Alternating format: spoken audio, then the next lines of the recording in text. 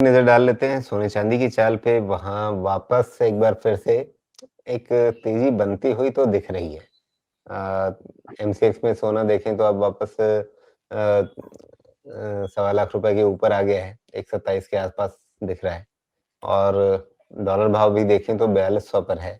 कहाँ ये मैंने पिछली बार शायद पूछा होगा आपसे कि आपसे किसी और एक्सपर्ट से कि क्या 4000 के आसपास इसके लिए एक अच्छा सपोर्ट बन सकता है? तो वो तो बना है। हाँ, डॉलर का ठीक है राजीव जी, ये 4000 मतलब जैसा पिछली बारी का क्या था कि यहाँ पे एक slanting trend line lower top को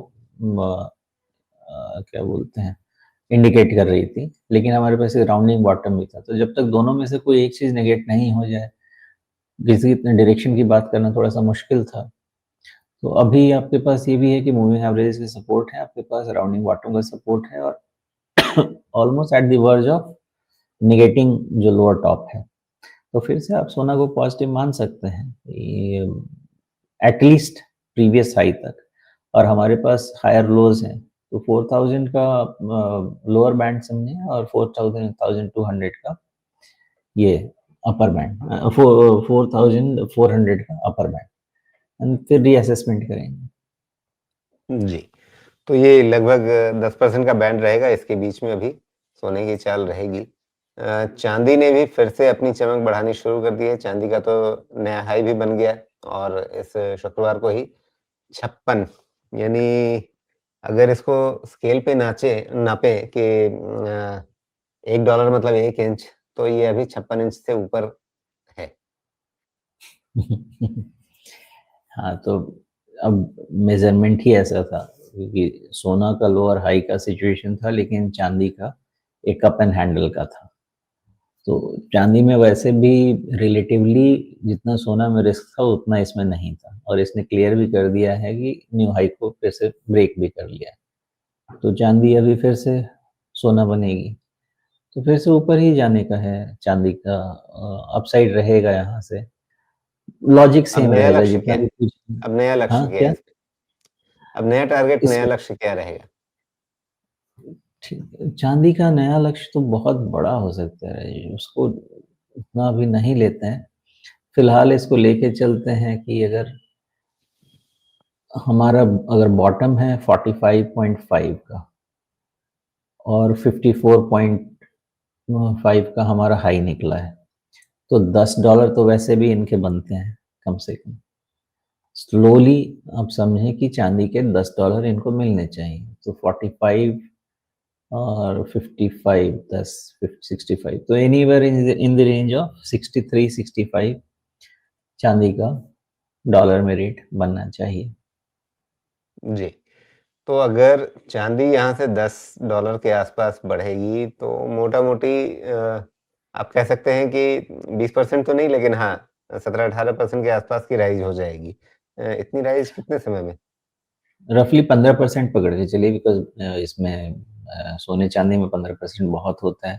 थोड़े डिविएशंस जी, इसलिए होंगे, चांदी का कोई लेवल नहीं है, सब नया हाई ये सब बन चुका है, कोई नंबर ही नहीं है ग्लोबल लेवल पे भी, हमारे पास डॉलर टर्म में भी। तो 15% तो राइज ले लेते हैं, लेकिन ये राइज आपका 13 से 18% की रेंज तक जैसे एक्सटेंशन होता है, 18-20% तक का एक्सटेंशन पॉसिबल। जी।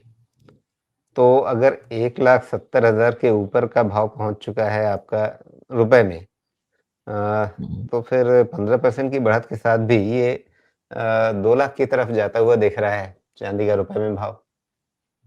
हाँ, बढ़ सकता है रजी, अभी तो नंबर्स हैं।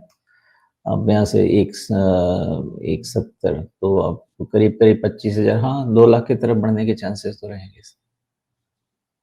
जी, लेकिन इसमें बहुत सारे लोगों के मन में ये सवाल होगा कि एमसीएक्स में हम जो भाव देख रहे हैं और जो फिजिकल मार्केट में जो भाव देख रहे हैं, उसके बीच में काफ़ी ज़्यादा अंतर है और इसके चलते जो लोग ईटीएफ के रास्ते से भी निवेश करते हैं चांदी में, क्योंकि एक निवेशक अगर निवेश करने के नज़रिए से देखेगा तो क्या करेगा? वो ईटीएफ की तरफ ही जाएगा अ, डिजिटल निवेश में। वहाँ पे ये जो एक डिस्पैरिटी आ रही है, उसको कैसे हैंडल किया जाए या कैसे समझा जाए? नहीं कर सकते। वो कॉस्ट रहेगा ही और वो आपके मार्जिन को इम्पैक्ट करेगा। अभी तो पता नहीं, लेकिन करीब-करीब वो तो 10-10% का भी डिफरेंस पहुँच गया था। तो ईटीएफ में ये इश्यू किसी भी ईटीएफ में रहेगा, बिकॉज़ उसमें आपको स्पॉट से ऊपर प्राइस देना ही पड़ेगा। तो इसमें अगर आपको 15% का मूवमेंट मिलता है और उसमें से ऑलरेडी 8-10% फैक्टर्ड है, तो ऑफ कोर्स वहाँ बहुत पैसा नहीं बनेगा। क्योंकि मोस्टली वो प्रीमियम जो है, वो प्रीमियम ही खा जाएगा। बट ये इश्यू रहेगा, आपके किसी भी ईटीएफ में ये इश्यू रहेगा कि वो थोड़ा प्रीमियम पे ट्रेड होता है, और खासकर इसमें तो चलिए फिर भी बच जाएँगे, लेकिन कई सारे ईटीएफ होते हैं, इसमें लिक्विडिटी का इश्यू रहता है, उसमें और भी प्रीमियम पहुँच जाता है। यहाँ पे लिक्विडिटी इश्यू नहीं आएगा, क्योंकि ये प्राइम कमोडिटी में आ जाएगा, सोना और चाँदी। बट वहाँ पे 2-2 प्रॉब्लम रहता है। एक तो डिमांड के कारण आपका प्रीमियम रहता है और दूसरा फिर इलिक्विडिटी के कारण। तो इसलिए ईटीएफ में थोड़ा-सा रिटर्न मार खाता है।